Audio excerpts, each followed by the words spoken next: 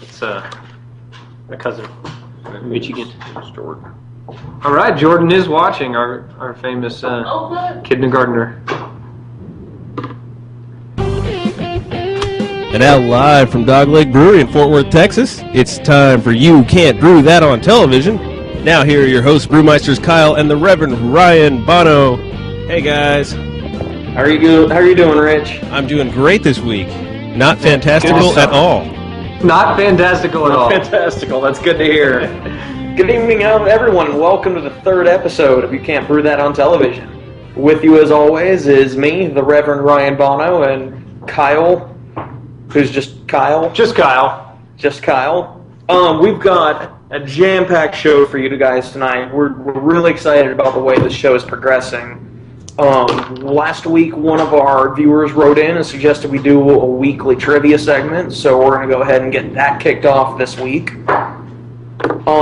Thanks, Phil, for that idea. That was a pretty good idea. Thanks, Phil. Deal over there. Kyle, why don't you show everybody what we're going to be tasting tonight?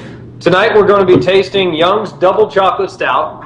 This is a little different style than most beers that you will try. It's a flavor-infused beer, so essentially it's got more things in it than just malt, and it wouldn't meet Reinheitsgebot in Germany. So, but it's a very delicious beer. Tasty beer. We've got a few news segments for you coming from mostly here in Texas, but we're also going to touch on a little bit of Florida law changes that might be in effect. And also, we're going to talk about doing a mini mash, and we're also going to answer a question somebody had about just starting and not having adequate size for their brew vessel or their boil vessel, and we'll answer the questions about that and tell them how to solve that problem. All right. Well, Rich, why don't you throw something together for everybody about the beer that we're about to taste while we crack one open? Yeah. You want some beer or do you want some trivia? Let's do some beer. Let's go with some started the right way. Let's go out of order. Okay, we can improv it. So tonight, like you said, we're drinking the Young's Double Chocolate Stout. Well, that's nice. Luxurious and at the same time with a hint of decadence, Young's Double Chocolate Stout has it all, delivering a satisfying, indulgent taste without ever becoming overly sweet. All right, we're going to have just a quick off-cue discussion. Thanks to the Guinness Brewery, we were introduced with the nitrogen tablets. It's tough to see. I think you can see this going right now. Basically, what's happening with this beer is it's cascading. The nitrogen is replacing what normally would be carbon dioxide in the beer, and it's a little smaller air bubble. But before you're able to drink this beer, you have to let it settle out. Wait for it, lad, right? Wait for it, boy. That's right, and as Kyle kind of mentioned, Guinness really introduced the world to the extra stout porter, and it is something that all we always should remember is that stout is just it's another form of porter. So this is one that's a little bit more widely available, and I'm really hoping that some of our studio audience, some of our people viewing at home, were able to go out and get a few cans of it this week, and hopefully we'll get some feedback about the beer itself. I heard Rich, our producer, go ahead and cracking open a can. So it's the only way to produce. See, Kyle's giving it a whiff. Kyle, what are you smelling in there? I mean, it is apt to its name. The first thing you get is chocolate, right in the nose. It just hits you right in the nose. But it's more than just a chocolate malt, because the chocolate malt tends to give you a roasty smell as well. It does have some chocolatey kind of...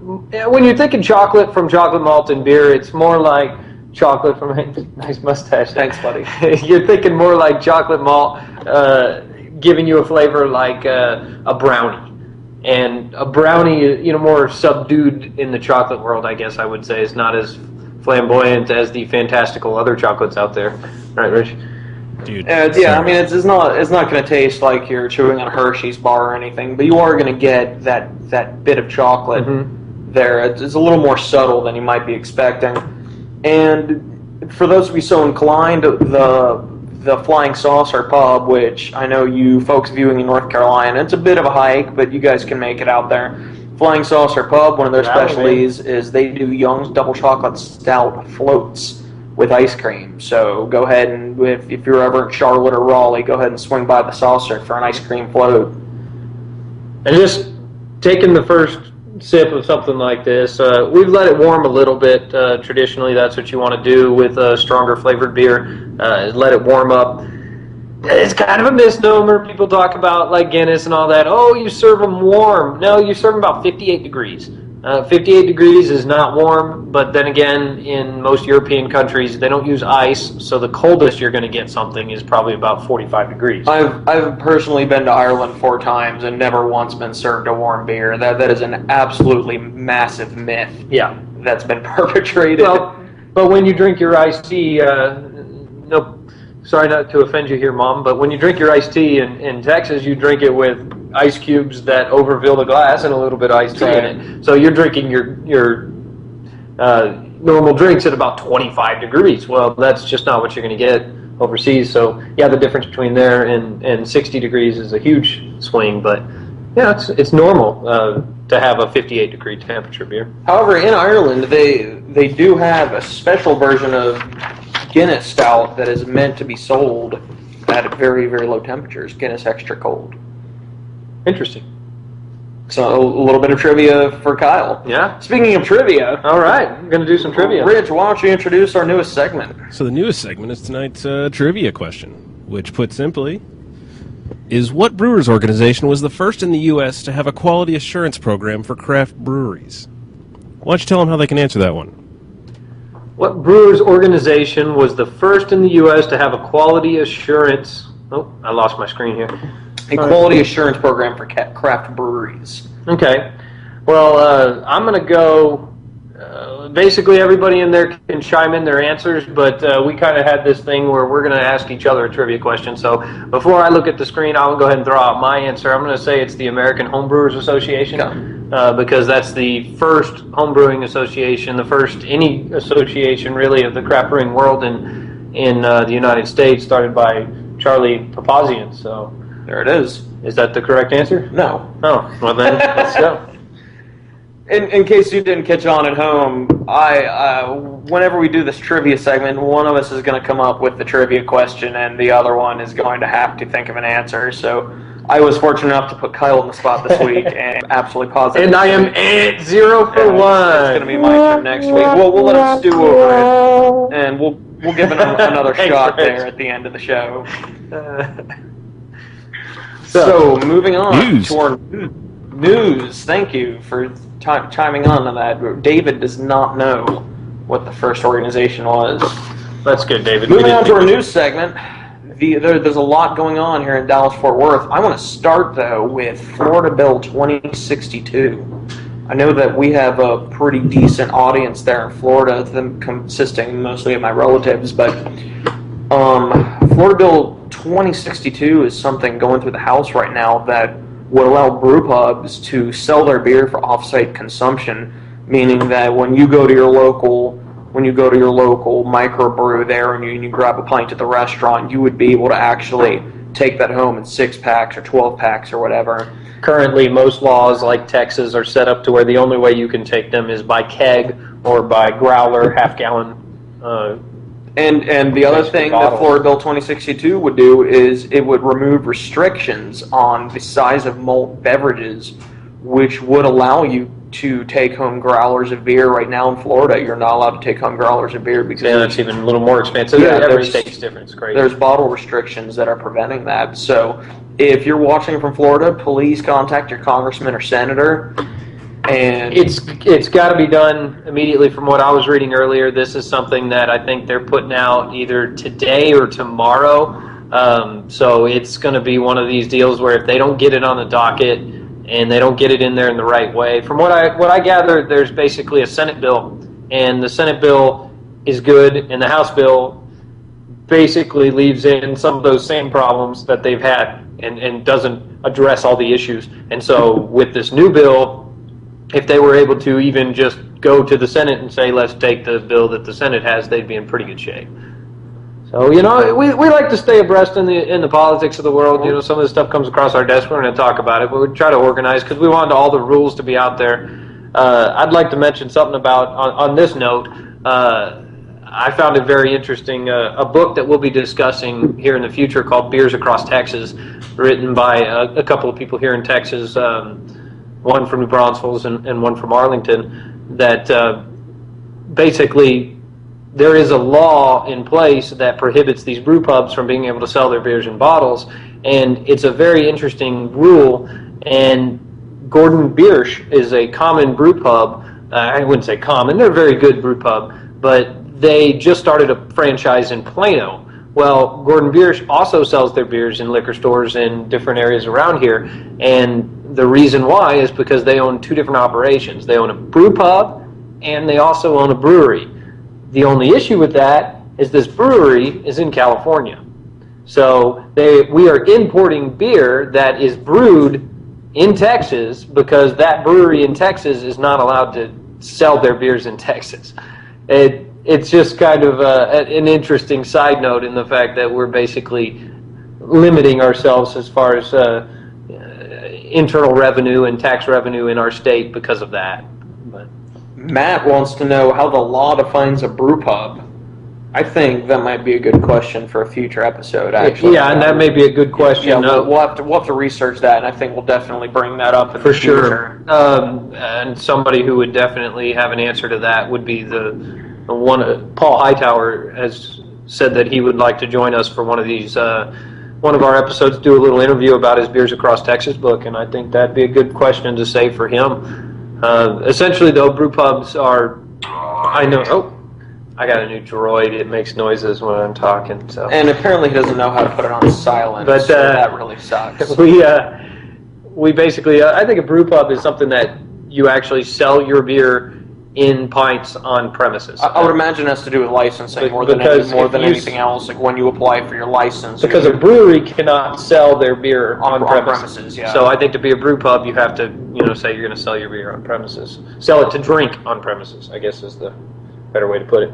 So Kyle dug up a little bit of news coming out of Houston from the St. Arnold's Brewery that he's going to share with everybody here in just a second. Basically, the St. Arnold's Brewery it's finally brewed their first batch of beer in their new facility. And congrats for them. They've got now a 40,000 barrel system, and that is now people are all going to be texting me because they know my phone's going to be making droid noses. Thanks, Sheena. But anyway, St. Arnold's is basically a small brewery. I mean, 40,000 barrels is a lot of beer, but in the scheme of things, their little quote that they put out is, "Hey, if you're worried about us getting too commercial or too big for our britches, Anheuser-Busch puts out more beer in 2 hours than we do in a year." So that's a pretty big statement right there. So then that's a big brewery here in Texas. So. We want to support breweries of that size because they're still open to the public. RAR is kind of open to the public, except they're not really open in the way they want to be. We've talked about it before. They've got a roof that's missing right now, but they're well underway with their renovations after the roof collapse of all this global snow that we've had here recently. So, the concept of the mega breweries is really a very new thing in the grand scheme of beer history. Throughout most of the centuries leading up to the 20th, you're going back to the 1600s, breweries were they were community based, they were community oriented. It was part of everybody's life. What was the brewery? And the craft beer revolution is really tending more towards that type of brewery, the community based thing, and with a glaring exception of Guinness, and we're going to talk about ringer volume at vibrate, and we're going to talk about Guinness's contributions to its community and the world in a future episode when we introduce the book review segment. But with the exception of Guinness, the overwhelming majority of your multinational brewery corporations they're not about community. You're not helping your community when you buy these things. So that's really why we're pushing the craft beer revolution. I mean, there's always some community help. You've got Miller Coors, of course. There always is. You look at Miller Coors; they only have 7 facilities, I think, that produce beer here in the world, and we're lucky to have one of those here in our community. Employs around 1,000 people. Yeah. So I mean, that is helping our community. But at the same time, it's tough to tell because you're looking at some beers that are in the store, and do you know whether they're a small brewery? Do you know whether they're just labeled by a big company that's bought them out? There's we'll get to those kind of things later on down the road. But Moving on, this Thursday, the Zanata restaurant in Rockwall is gonna be featuring a 5-course beer dinner featuring the various beers of the RAR Brewery from downtown Fort Worth. So if you're here in the Metroplex, that might be something that you'd like to check out. And I think that what's the cost on that?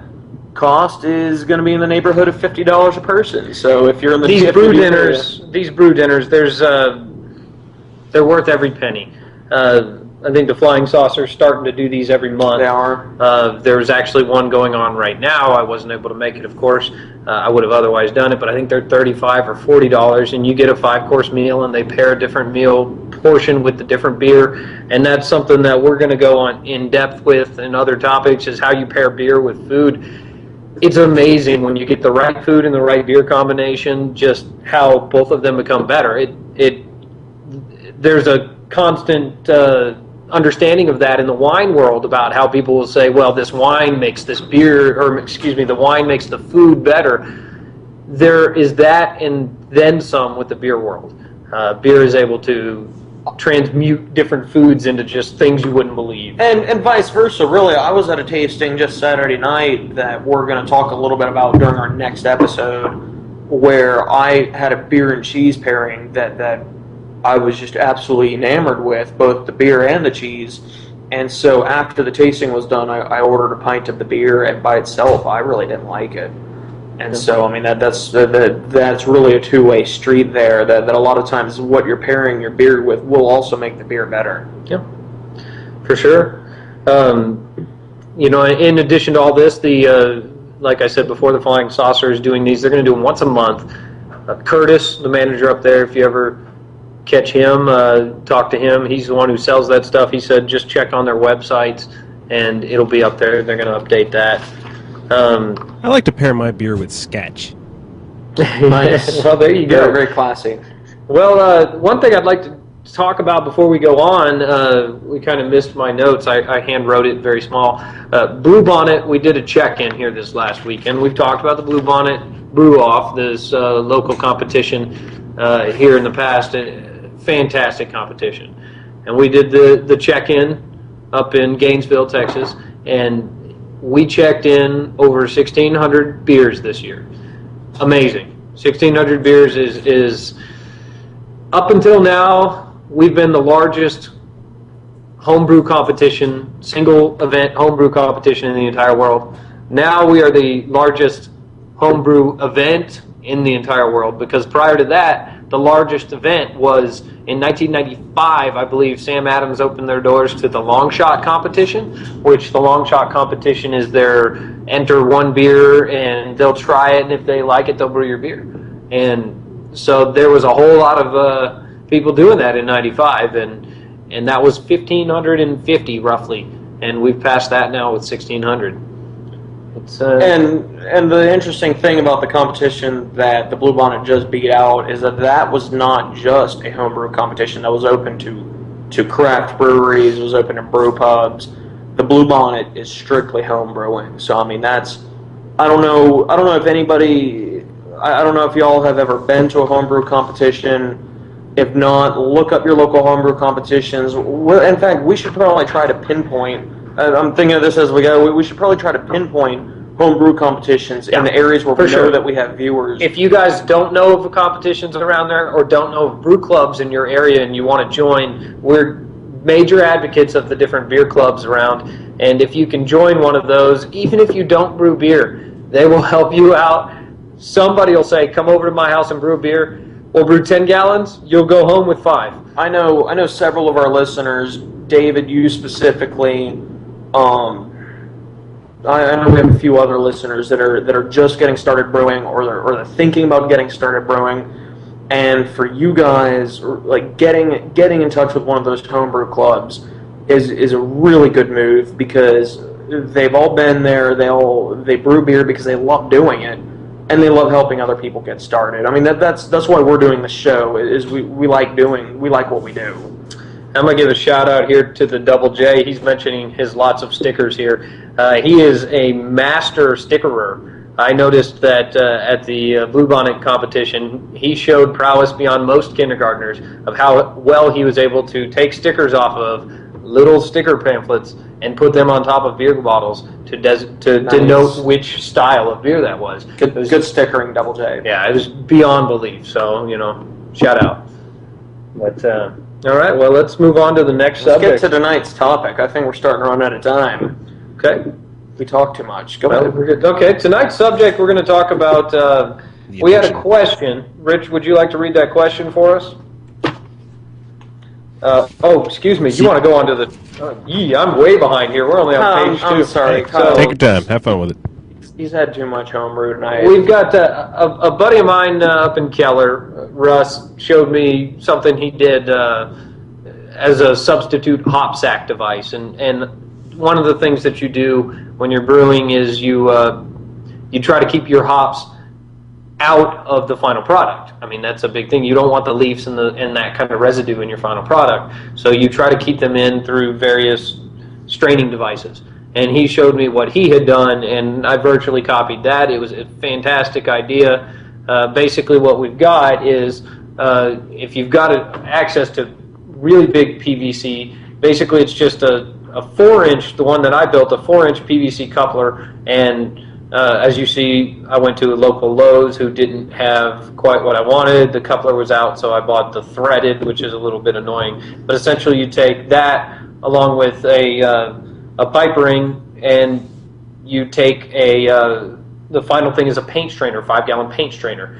That essentially becomes your hop sack. But because now I've got a couple of holes drilled in the side of this 4-inch coupler, I can straddle it across my keg and leave it hanging there and have a big open 4-inch hole that I can feed more hops in during the boil. And because the hops get introduced at multiple times throughout the boil, it's important that you're able to easily introduce them. So this was a fantastic $5, $10, I can't remember exactly what it cost, but addition to our brewing, it made it much, much simpler. Didn't cost more than a few bucks, and it absolutely made brewing simpler. We were able to just sit that thing on top of there, and specifically at the end of the brew, when we were taking everything off of the boil, we didn't have to risk burning our hands, getting them trapped in the steam, or accidentally touching the side of the brew kettle. You just picked the whole deal up and carried it off. There are lots of other options. People use what are called hop sacks, which are really thick knit type little sacks that are, you just tie them up and you throw them in there. It's a one-time use only. And the problem with those is sometimes you run out. Sometimes you think you have 5 at the house and you have 5 additions of hops, and it ends up you only have 4. So you have to change your recipe and wean things, and that's never fun. Other people use like what we used to use, which was a really fine grit nylon sack.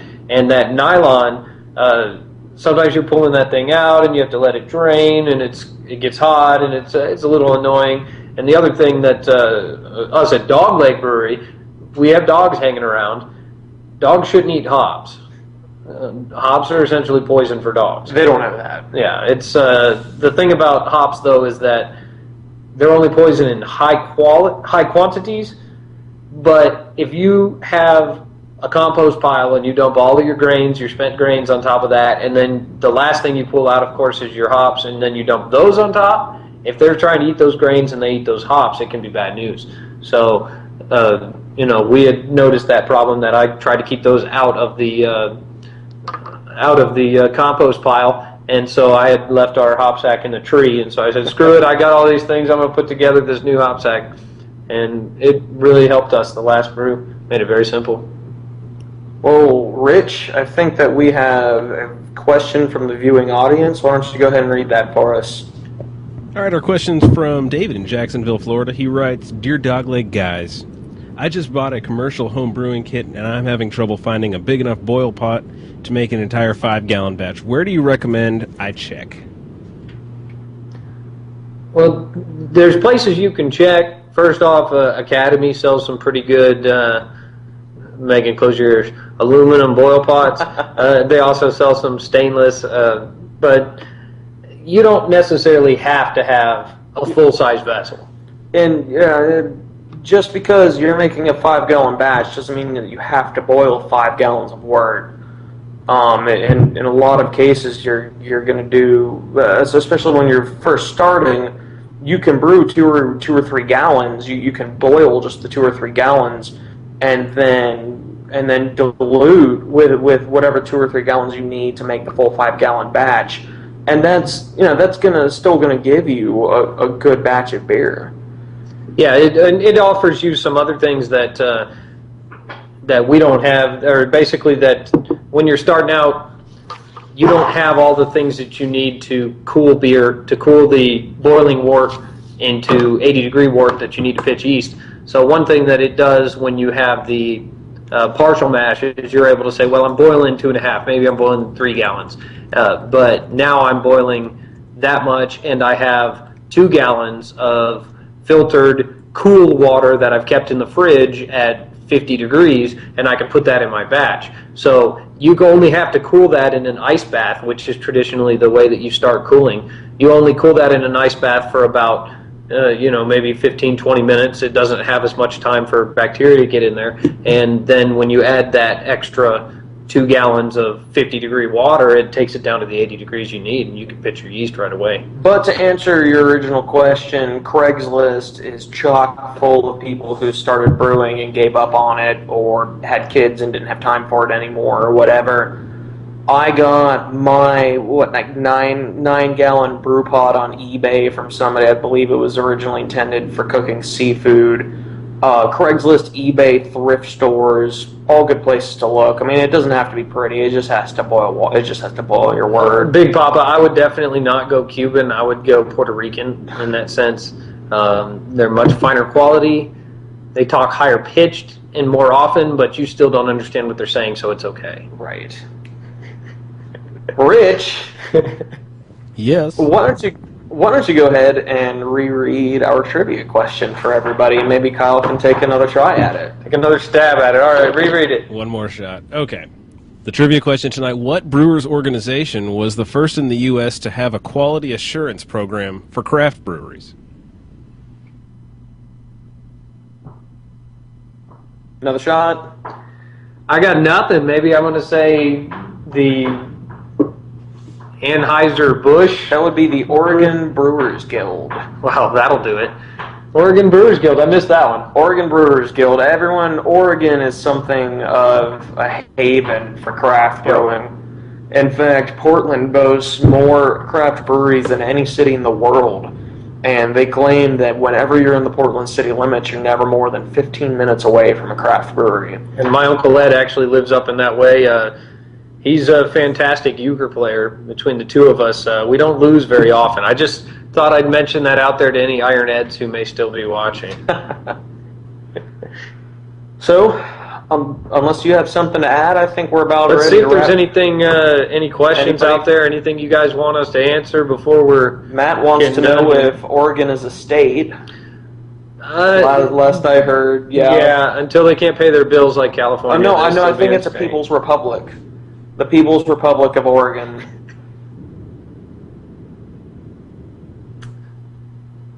Oh, Matt, I used to play Oregon Trail too. Yeah, that was a terrible game. But anyway, if you have any questions, you want to be a part of the show, any suggestions, you want this is a user-oriented show, contact us at webcast@doglegbrewery.com. Sorry to interrupt you there, Rich. We're on Facebook. We're on Twitter. I mean, we're plugged in. I'm apparently on a droid, if you didn't hear that earlier. Right. So, ladies and gentlemen, in case you haven't caught on yet, we are not professionals. So please try this at home. That's a wrap. Lift a leg, everyone. Lift a leg.